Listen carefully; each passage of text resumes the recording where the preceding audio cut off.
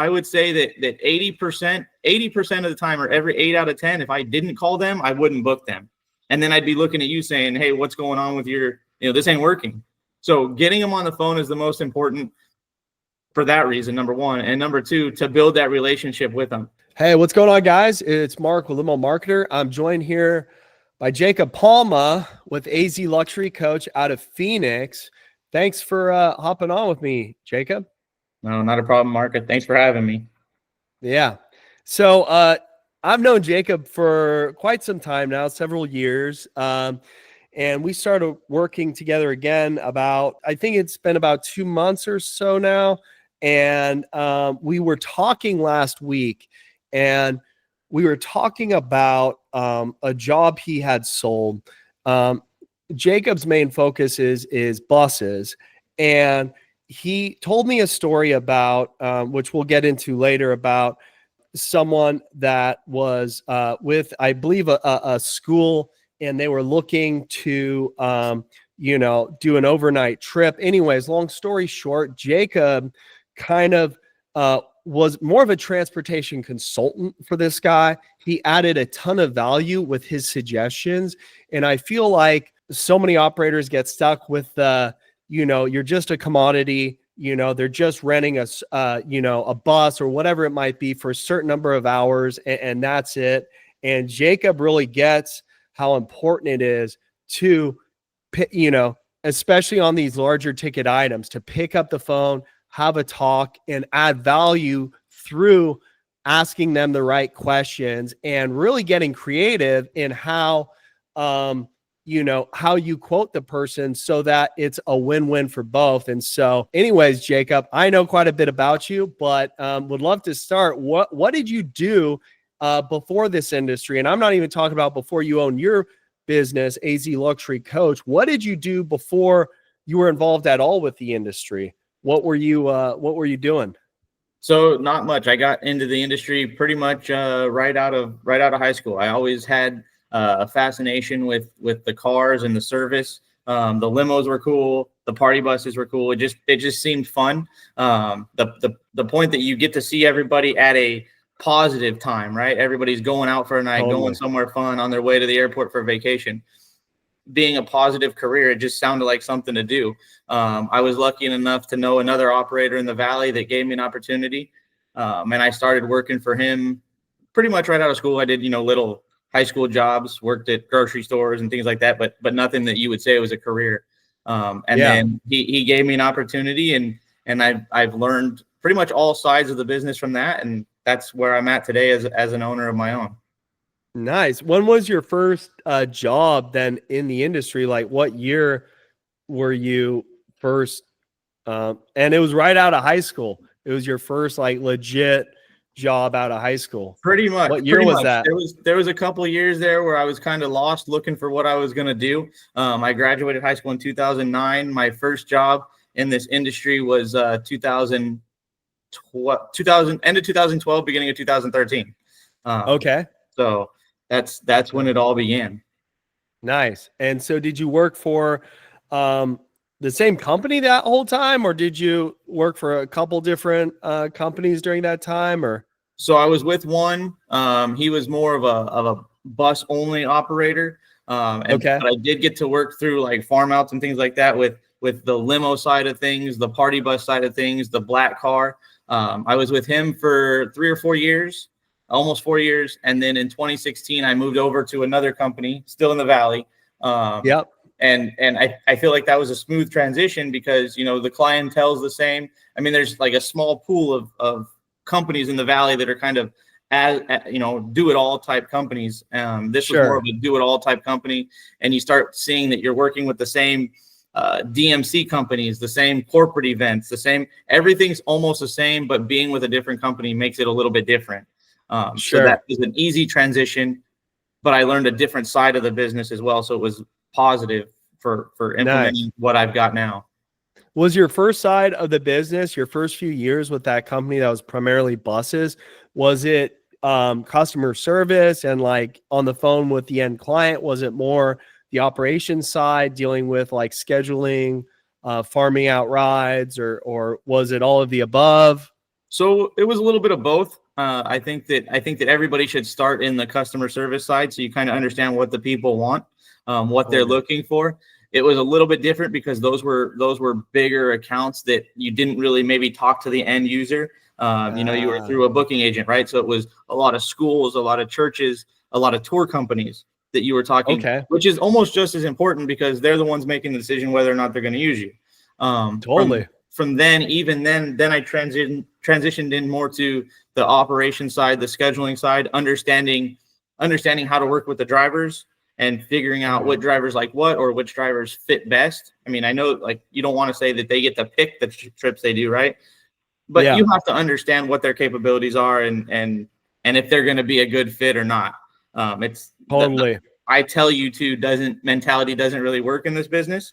So I learned that side there, and then moving over to the other company made it, again, that transition even easier because that is more the end user is who you're talking to, more retail clients and those are the people that you care about as well, because they're actually receiving the service. They're in the vehicles. They're the ones that see what you've sold. Yeah. Okay. So that's kind of a good mix then. So you got to deal with the on the bus side of things where you're probably never really talking to the end client yourself, maybe over to the retail side where it's pretty much all talking to the end client on the phone. Right.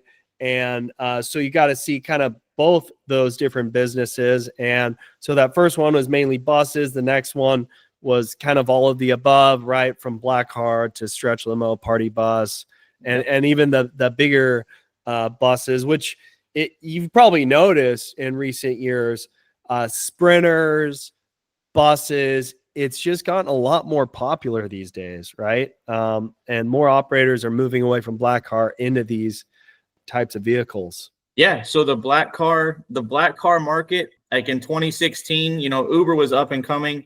They weren't as prevalent as they are. So that black car market, I mean, it was call after call after call on the fly, ASAPs. And then that transition, and then we got into COVID. So then that kind of went away, but you don't see the ASAP anymore. You don't see the, checking your apps to see where your GPS is, what guy can be there the quickest, kind of putting that puzzle together. Now it's all like pre-book stuff. And it's pre-booked into the bigger stuff. I think the transitional stretch limousine, while there's still a market out there for it, don't get me wrong. It has gone away. It's, it's more wedding based, or it's more event based, right? You don't get that. Yes. But the sprinter vans and the mini buses have really taken off. There is a sweet spot for that 10 to 20 passenger range. That I noticed and that I've really focused on and capitalized. Yeah, no, for sure. I mean, look, like something like 3 or 4 years ago, I saw this shift happening where I had a lot of clients selling their stretches and while, I've never been an operator myself, from what I've heard, there many times can be more maintenance issues on these stretches, of course, because they weren't initially always designed to be that big of a vehicle, right? So it puts more stress on everything, more repairs. Whereas, the Sprinter limos, especially for the retail side, I mean, it's almost kind of perfect because while it doesn't have that stretch limo look, it seems like everything else is better in a way, right? There's more room to stand up, right? Passengers don't have to load one at a time. So I can see why they've gotten popular to the point where now on my side, I still see people they search for limo service and things like that, but it's kind of like a catch-all term, right?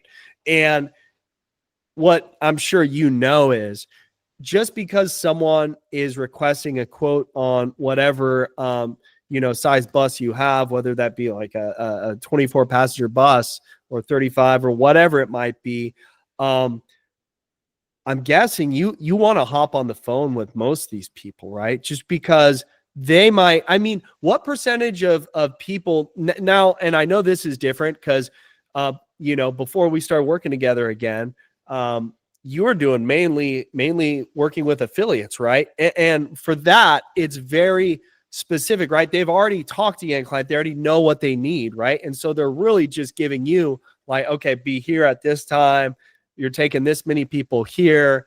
Whereas with the end client, if you're talking to them, it gives you more of a chance to add value.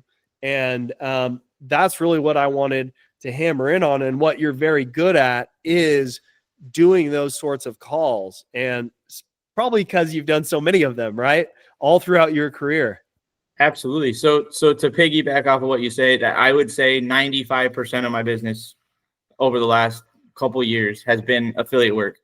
And there is no questioning what they're sending. Hey, the company has already made those relationships that with your program that we need to make, right? So when they call, hey, we need a bus for 20 people, you're going to take them from point A to point B, you're going to wait, you're going to bring them back. That's all it is. I would say that 90% of people through your limo marketer, through this marketing that I talk to, if I were just to send an automated quote, I mean, you have a great automated system. However, it doesn't matter how great it is when you're talking to somebody that doesn't know what they're looking for, right? Exactly. So when you get on the phone with somebody and you use the term catch-all for a limo, they don't know what a limo sprinter is. Exactly. All they're looking for. And then when especially when you start telling them in Arizona, right, it's 122 degrees. My AC, according to the AC manufacturers, I'm only going to be 20 degrees out below the ambient temperature, below the outside air temperature. You're in here in tuxes and suits and wedding dresses. Ooh. You're never going to be cool. And these are things that they don't think about when they do this catch-all, right? So to answer your question about getting them on the phone, it's a must. I would say that 80% of the time, or every 8 out of 10, if I didn't call them, I wouldn't book them. And then I'd be looking at you saying, hey, what's going on with your, this ain't working. So getting them on the phone is the most important for that reason, number one. And number two, to build that relationship with them. We did have that conversation last week about the client, and I feel like that there's probably 4, 5, 6 people like that I could tell you that booked just because it's me, just because it's the conversation that we had, explaining things to them. So getting them on the phone is a must. Absolutely. Yeah. And so I feel like and this is why when you told me that, and I don't need names or anything, but what happened in that scenario, as far as, because it was such a great story and it really illustrated how you can add value, and people don't always know what they need. And I would say, the instant quote thing or the sending quotes via SMS, don't get me wrong, for Black Car, if it's a simple airport transfer, okay, that's pretty cut and dry, right? It's pretty simple. But when we're talking about a bus, or really even sprinters, probably, I'm guessing many times, what happened in that call? Again, don't need any specifics on who the person was, but what was their issue they came to you with, and what did you find out, and how did you add value? So I'll give you a rundown of that entire call of the personality aspect and adding the value. Is I was actually on a vacation with the family when I answered the phone, and sometimes we get caught up in we've got to be professional all the time, and we can't say this and we can't have background noise. These are people just like us, and everybody that I've talked to is always 100% of the time understanding. I have never yet today come across anybody that you can't say this to, or I have to answer. I can't have a kid in the background. I can't have anything. So the first part of this call, I mean, it was almost a slam dunk from the beginning. He's like, oh, sounds like you're having a good time. And I was actually on a family vacation up in Snowball skiing with the kids. And I told him, hey, we're out here skiing. I said, I can give you a price over the phone, no problem, but I won't be able to send you anything formal for a few hours. Give me an idea of what you need. And he said, it was it's a sports team local in the Valley. They do a few trips a year to different places, Sedona, kind of local, Sedona, Flagstaff, Tucson, and twice a year they go out of state. One of them being El Paso, Texas, and one of them being Denver, Colorado. Okay. And they're kind of on a budget, and it's just like they pay for themselves, the parents, whatever. And so we're talking about the El Paso thing. And I told him, he goes, we're going to go down there. It's an 8-hour drive. I'm assuming we'll have to spend the night. He really didn't know kind of what the parameters were. Right. And I said, do you want to spend the night down there? Like, do you have to? And he goes, well, it's 8 hours there, 8 hours back, a 2 to 3 hour game. It's my understanding that you can't do that with DOT regulations and things like that. And I said, well, you're right. But I mean, it's a 45-minute flight. I can fly a driver down there, right? That's going to cut your hotel costs for the night. That's going to cut your second day costs. I said, you can almost double the quote I'm going to give you. And that's probably what you've been getting. He said almost to the T. Exactly. I said, because they're billing you 2 days, then you got to pay for the driver's room. Then you got to pay for your own rooms, all of this stuff. I said, I'll fly a driver down there. My guy will drive you 8 hours to the game, drop you off. He'll drive to the airport, pick him up. And then I'll either fly him back or he can ride back together off duty. Doesn't matter to me. However, the driver wants to do it at that point. Yeah. And without any further question, the guy was like, I love it. You're the first one that's ever brought that up. I never thought about that. Once you get back to a point where you can get your computer, I don't care if it's tomorrow. I don't care if it's Monday, because this was on like a Saturday. He goes, I don't care if it's Monday. Send it to me. We'll lock it in. I sent it to him. I sent it to him Monday. And you hadn't even quoted him at this point. I hadn't even given him a firm price. I said, just off the top of my head, I'm thinking it'll be X amount of dollars. I said, but I haven't plugged anything in. And he goes, it doesn't matter to me, because I'm looking at, I've got 15 kids on the team. So I'm looking at 4 hotel rooms. If I put 4 each, one for your driver, I mean, that right there at $150, that right there, you're talking $1,000 savings plus the second day. I said, he said, so you're going to be lower than everybody else. We don't mind coming back the same night. I sent it to him. I don't think I even sent it Saturday night when we got done. I think I sent it Sunday morning when I woke up. By Monday, he had already made the deposit and it was booked. So right there, I feel like, that's going to be a lifelong, or as long as that team's still around and he's the coach, I feel like they're going to come to us more and more and more when they need something. Yeah. And so this is the thing that, look, you've had a lot of practice doing this stuff, but I think you just kind of get that, like, you can't even compare what you did to someone. Okay, they get all the info, whatever, even if it's very specific over, they get an email with a lead or whatever, or even having, or let's say he calls someone else, right? And he talks to the person, but they just aren't trained, right? They're not trained to the extent you are. They're not a problem solver. They're not thinking, well, wait, why do we have to do it? Like, does it have to be the same driver? It's a 45-minute flight. You just fly someone else in. And by you just doing that, I mean, first off, you're on a ski trip. It's authentic, right? Like the whole background noise thing, kid in the background. I tell you one thing, if they have kids, even stuff like that builds rapport. Even if the kid's a little annoying in the back, it's like you're a person, right? There's a person on the other end of the line. There's a human, and stuff like that can build rapport, even though, some might argue, oh, this is a, luxury industry. Like that's, no, actually, like you said, these are all humans, right? That have been through things like this and have the same issues we do. And that builds rapport right there. And then you came in and you became a problem solver, and you even guessed what the other quotes would be, right? Just because your market, your numbers, and the amount of value you added on that call. And this is why, I get why I've got a lot of clients that they have these CSRs, whether they're in the US or not. It's like, are they trained? Can you understand them? But can they do stuff like you just did? And the truth is, what you did there, it just takes a lot of reps, right? You've probably done thousands of calls at this point, right? Over your career, talking to people like this guy.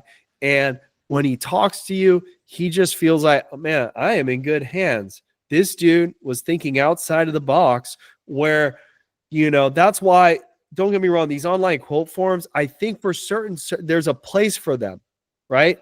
For certain services that are an airport pickup and a drop off, right? An airport transfer, very simple at this time or whatever. I mean, there's even things that you can still add value even on that stuff. But if we're talking about $150 airport transfer, economically, it doesn't always make sense to have a full-time U.S. employee answering that call. Now, on this call, this guy, not only is it because it's not a one-off, this is a one-off job, but this guy does other trips, right?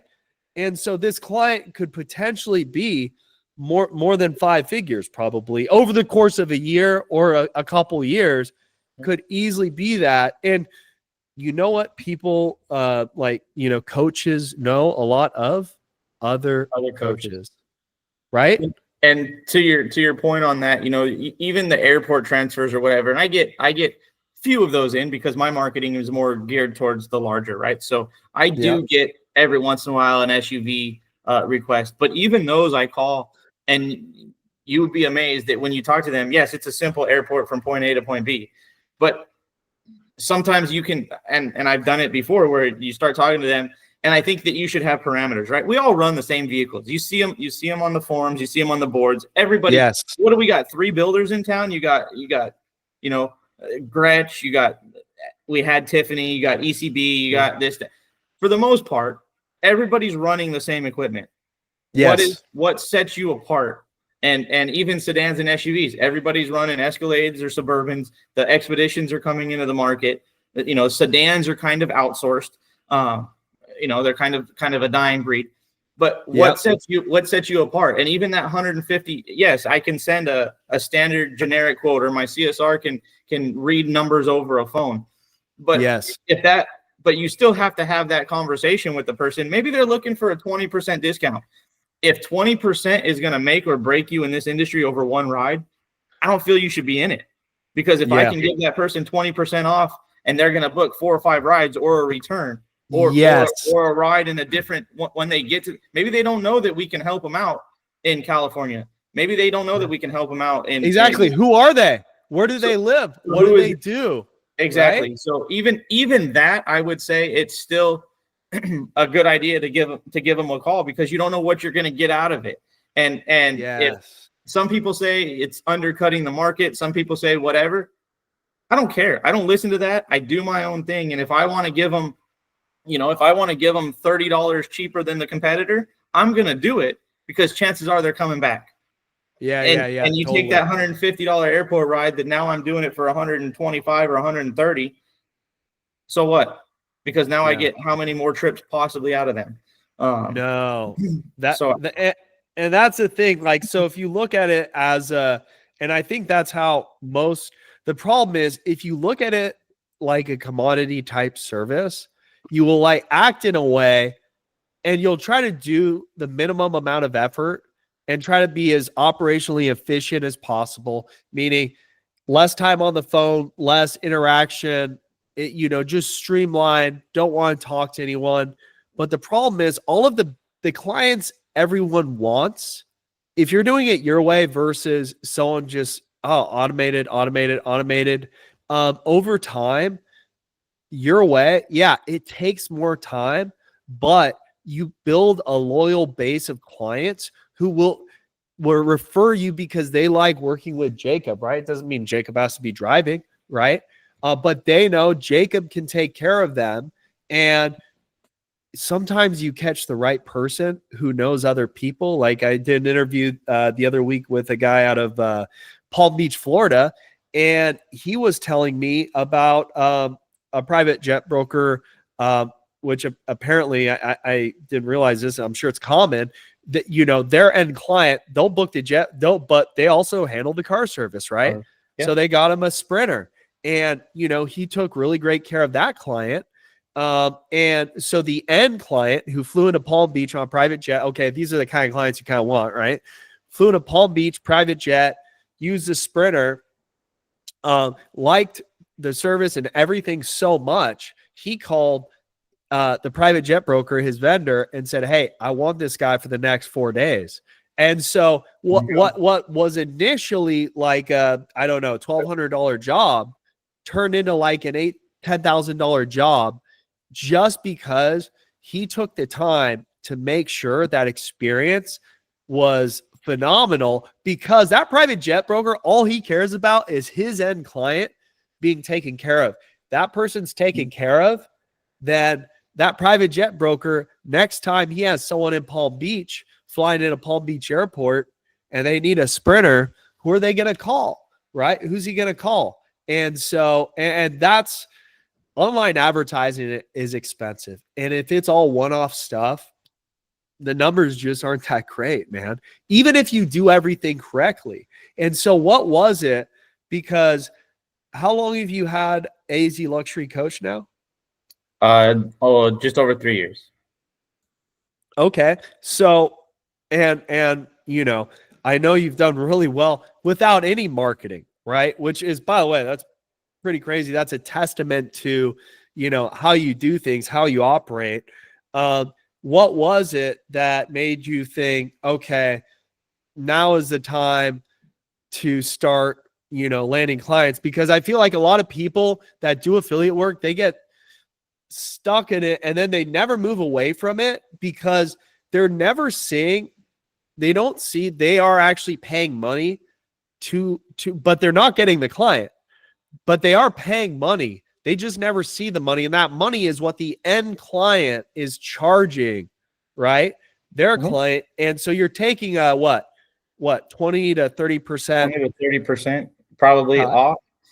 Yeah. So the reason, two reasons. Number one is, and the most important reason, obviously, is what you just said, right? I guess the philosophy or the saying that I use is less trips, more money. I can reduce my risk more times, right? Vehicles on the road, having to find drivers. I can reduce all of that. I can reduce mileage, therefore upping the value later on down the road of the vehicles.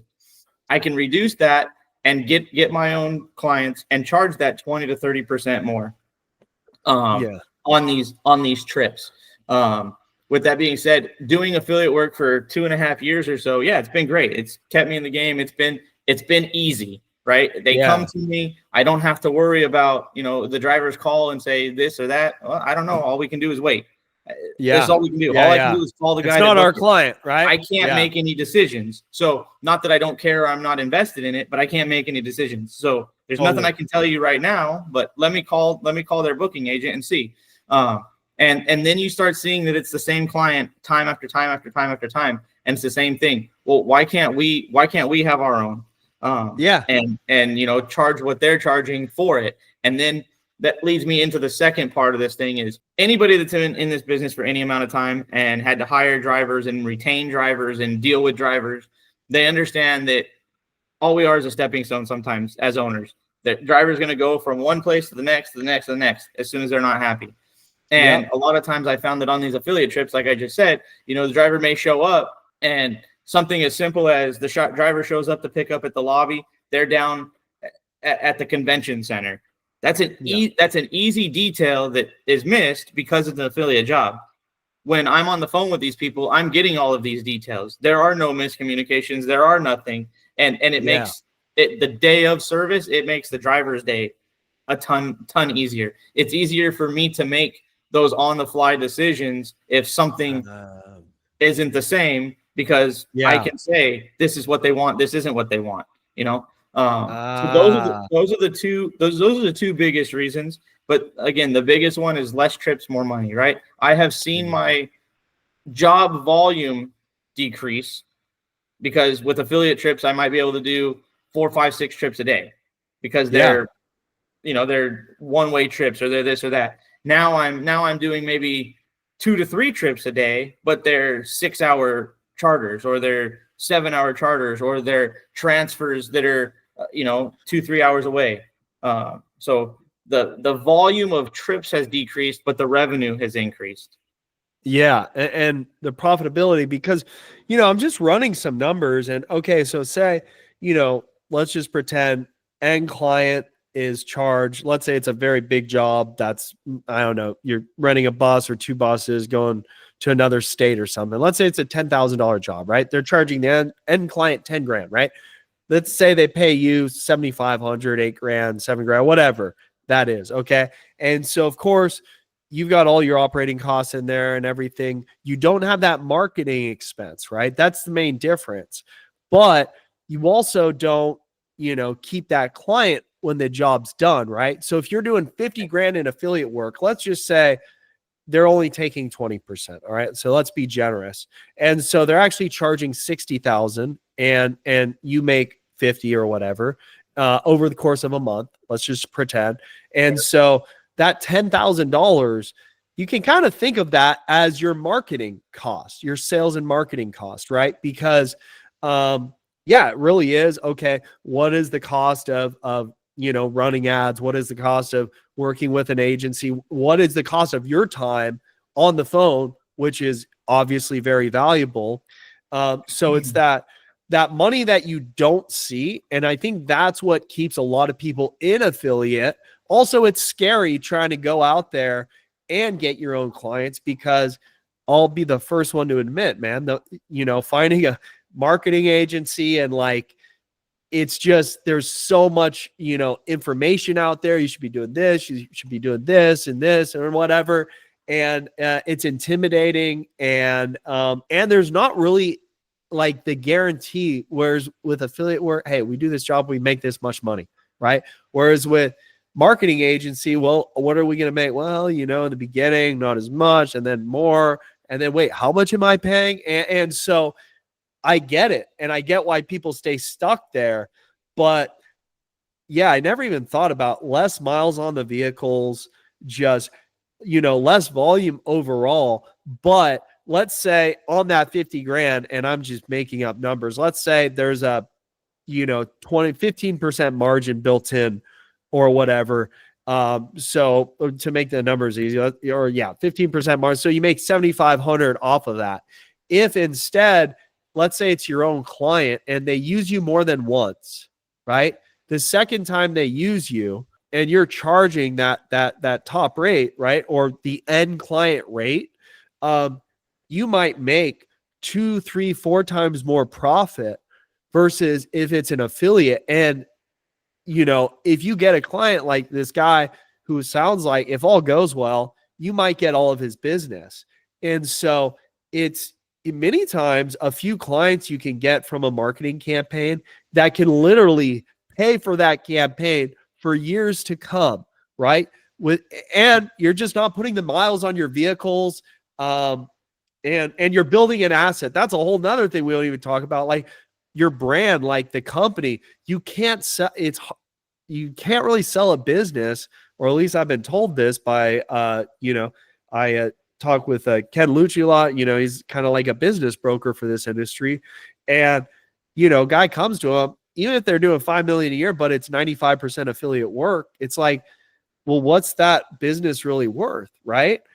Especially if it's all coming from, just 2 or 3 affiliates, that's not a business to buy.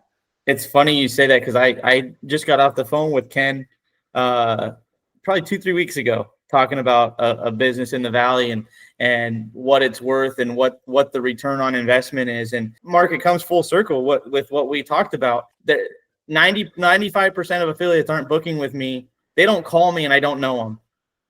Yeah. They're booking with me because it's me. If I were gone, exactly. If I were gone, or if they leave, and I think it's kind of an extreme example, but COVID is a great example of that. How many affiliate managers, because that's the term that we typically used in this industry, are off doing other things now, are no longer around in this business because business shut down. So all of those relationships that were established, for the most part, went out the door.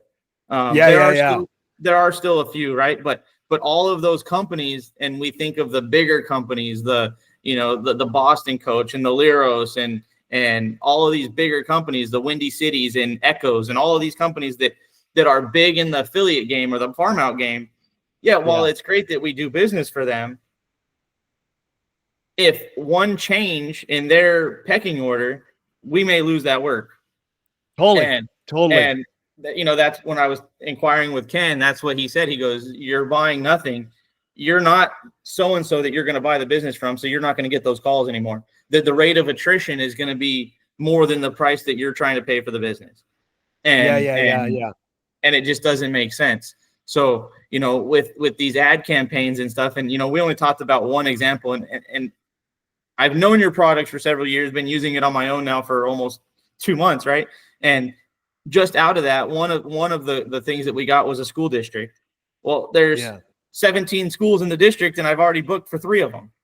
And I kind of came in late to the game at that, right? Towards the end of the year. I didn't start till March. Well, that gives me March, April, and May. What is September, October, November, and December going to be next year when school's back in session? They're not going to lose us. They're not going to lose our contact. So the way I look at it, without getting into specifics or whatever, the way I look at it, and as my consultant for marketing, by making those calls and taking your program and enhancing it to kind of fit me, or making those reaching out instead of just doing the automated. Yeah. I look at it as my marketing has been paid for almost for the year.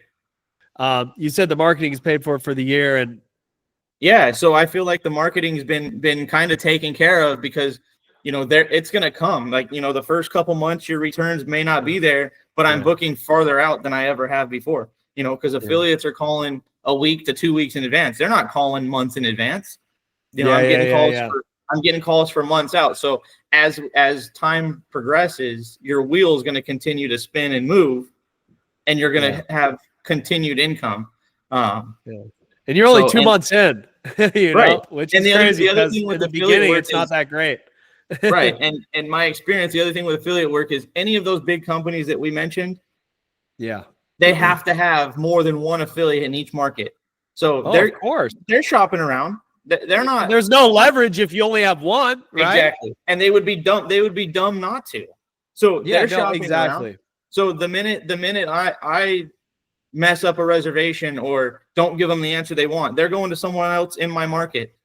The business is coming to Phoenix anyways. Why not be the leader on getting your own business? It's kind of my philosophy. And you probably said this before on some of these interviews, but so especially the bus business, it's the only business I really see where I see mostly brokers running ads. And so that's kind of a tell. Like, okay, so of course there's companies like Blacklane that do Black Car, and they run ads on Google, which it's expensive to acquire clients like through Google Ads. It just is.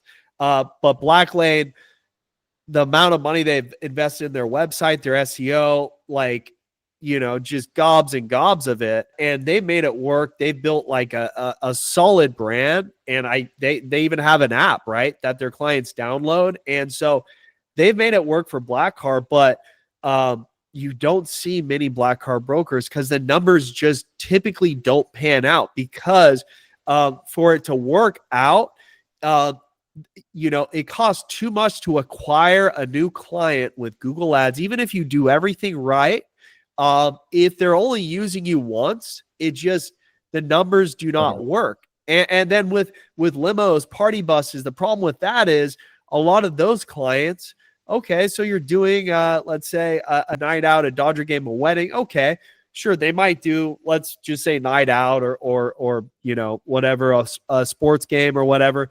They might do it again, but the repeat business I've found is more with your corporate, so your Black Car, but the ticket price is very low, right? Or with the larger buses, right? Where those vehicles, there's more 7-day-a-week stuff, and the ticket prices are much higher. And the biggest tell is there's more brokers running ads in buses than anything else. Not in Black Car, not in Stretch Little Party Bus, because of the margins are the reason. Yeah, the margins, exactly. And you can get a lot of repeat clients through Black Car corporate, but the ticket price is too low. And then Stretch Little Party Bus, the ticket price is much higher, but the repeat is lower. And so whereas with buses, it's more B2B for the most part. Of course, you get weddings from here and there. And of course, what you really want is, to meet the wedding coordinators, right? That work with the high-end weddings or whatever. But it's like the best of both worlds.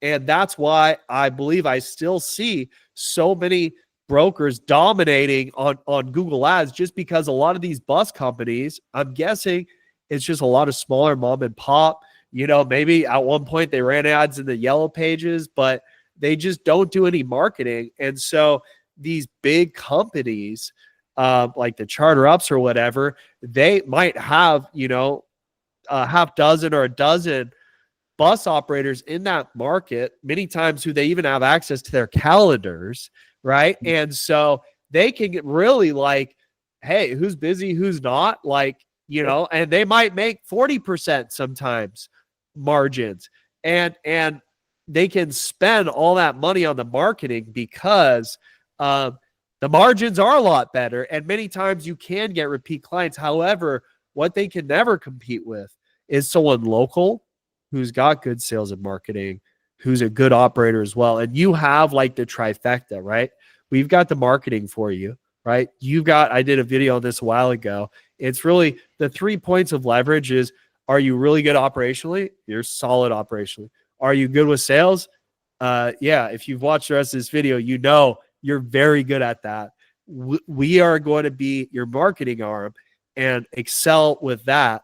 And so when you have those 3 things, you can't, like, these companies, these big brokers, they can't compete with that, right? Because they have to, just like you said, they have to call the affiliate, right? And the affiliate's working with the end client. And so that end client has to call the broker who calls the affiliate. And then it's like a game of telephone. And it's not as good of an experience. Also, there's, as far as price goes, when you do own the vehicles, operate the vehicles, you're always going to have a more efficient cost structure than they have, where they really, the more affiliates they have in a given market, the better, the more they know their schedules, right? Because they're like, hey, these 3 companies have nothing going on. It's like, they're gonna do it for hey, cheap. Yeah. who wants to do it? Hey, who wants this job? It's a Tuesday. Wouldn't you rather have the money than not have the money?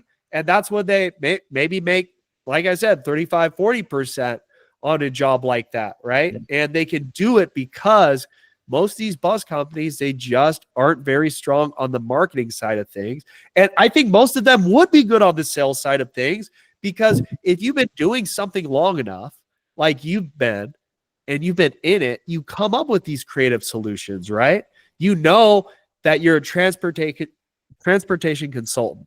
You're not someone just renting them a bus or something, right? Or a chauffeured bus. You are trying to figure out how to best get this group of people from point A to point B, and do so in an economical way. And really, really stoked, dude. I think you're gonna just. Well, we're waiting. That's the goal. I mean, we've done everything we can. You guys have been easy to work with. I know we've made some adjustments on my campaigns with some of the automation and stuff to make it work best for us. I think we're on the right track. Time will tell, but it's been a lot of fun. It's like I said, and that's kind of a one-off that doesn't really matter, but the fun aspect, right? The affiliate work gets redundant and gets monotonous. It's all the same. This has been fun. It's given me the opportunity to make those kind of salesman deals, right? You start talking to people. It feels good too, doesn't it? Yeah, when you make a deal like that. There's nothing like that. You just start talking to them, and you get them on the phone, and if you shoot a price over, I think you and I talked about this last week. If you shoot a price over right away, you're stuck. So if you start talking to them, and then before you even give a price, hey, do you offer any military discounts, or do you offer this discount, or senior citizen? Absolutely, no problem. Yeah. So no, exactly. You can play on that end, and then mark it up 10% and give them a 15% discount. So you're only losing 5%. Whatever. That's not going to make or break me in this industry. So. And again, it's just fun, just talking to people, just figuring out what they're doing, and that's what this has afforded. It's brought kind of the life back to this business. Yeah. It's not like you're on just some, because the affiliate thing, it's like a hamster wheel, right? Where it's kind of like always like, I'm not building an asset really that's worth anything, right? So it's just like that next job. Whereas when you're forging these relationships with these end clients, that's the real value, right? Is these relationships you're building, and you meet enough of these guys, eventually, like, you're just getting referrals, and like one day more referrals than even the online marketing, because you've done it for long enough. You've built an online reputation, right? And that's one thing I was been talking to you about, is we need to, really hammer those online reviews, because they're just going to be more and more valuable in the future.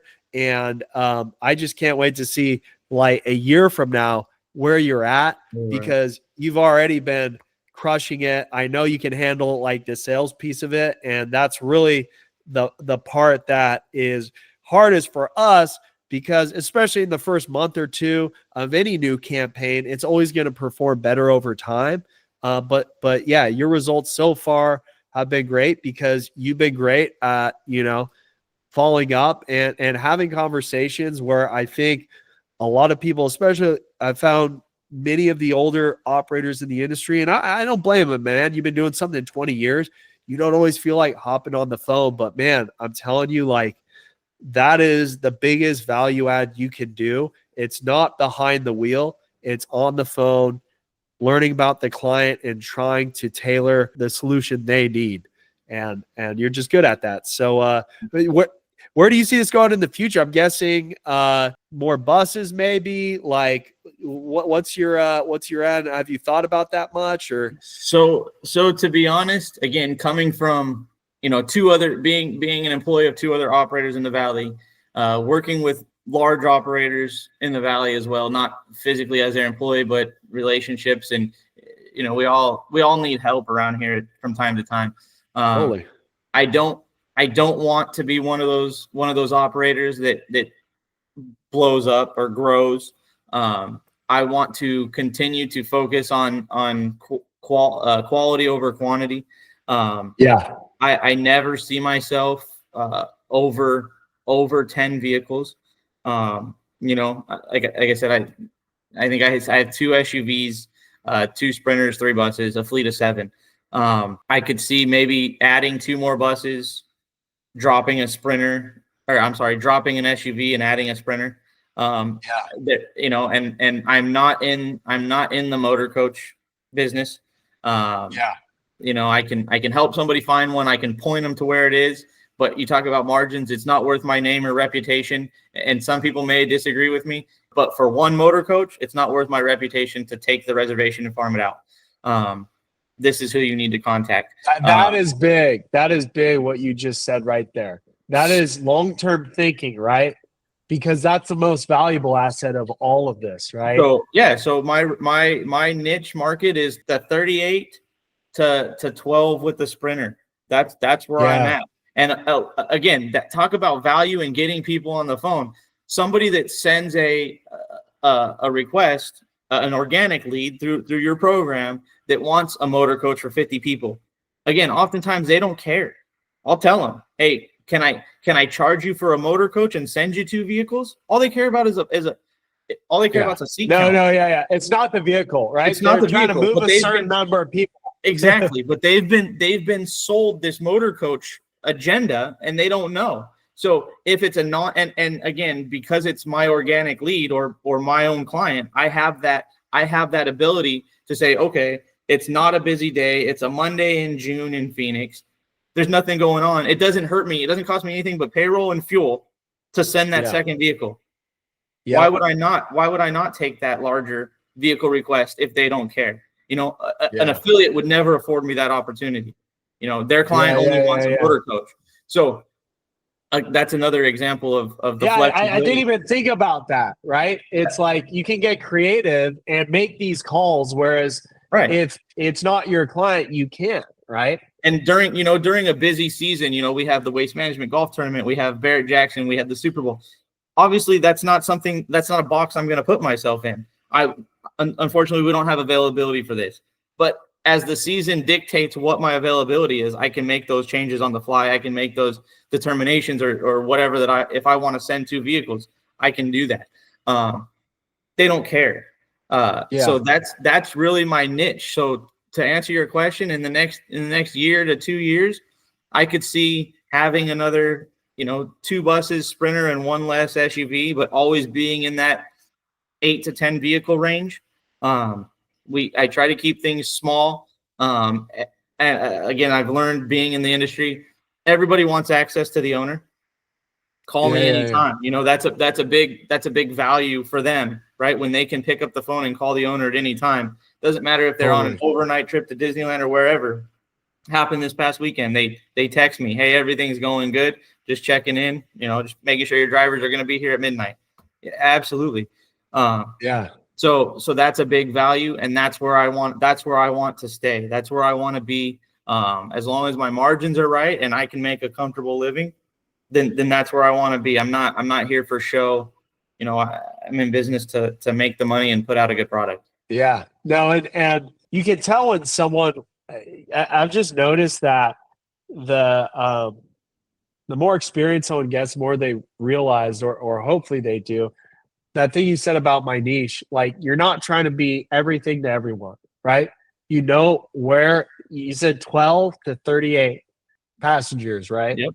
And just excelling at that, being the best at that, offering incredible service. And then probably over time, the percentage of jobs you take that are affiliate jobs will likely decrease over time, just as you fill it in with your own clients. So over time, the numbers should just improve more and more, right? And you're building an asset. The AZ Luxury Coach, that online reputation, and I can already tell you're going to get really good reviews, because just by hearing how you talk and come up with creative solutions, those are the kind of people that will really write outstanding reviews. And I'm not even kidding. Sometimes just reading one review of a story, that gentleman you helped out, or lady, or whatever it was, that coach, them writing a review about you being creative, you taking care of them. Someone reads that. Many times it only takes them reading one review like that, and they're like, especially if it's another coach, right? And that's why it's good to have a review from someone like him, from someone maybe from like the corporate world, someone from a church, like, you know, all these different industries you work with, and having a review for that from that person where they tell a little story, because they're like, that person is just like me, and if he had this experience with Jacob and AZ Luxury Coach, man, that's who I want to work with. And that's what makes your marketing better over time, because it's much easier to do marketing, online marketing, for someone who you go online, they've got 105-star reviews, and you read each review and you're like, dude, these are real people, real reviews, and telling real stories. And that right there can make your marketing just really take it up to the next level once you get there. And that's going to happen. So sounds good. Awesome, man. Thanks so much for doing this, Jacob. Like, absolutely, so much value here. And for anyone watching this, just what you said there about hopping on the phone, and you're right. Like, it's just as time goes on, things are more and more automated, right? More and more like easier. And I get it, but man, it might be a long time until there's an AI assistant that can do what you do. And you know, come up with creative solutions. We're not anywhere near that, and I don't think we're anywhere near that for a while. And so yeah, excited to see where you go, man. Sounds good, Mark. I appreciate the opportunity. All right, man. Cool. Thanks again.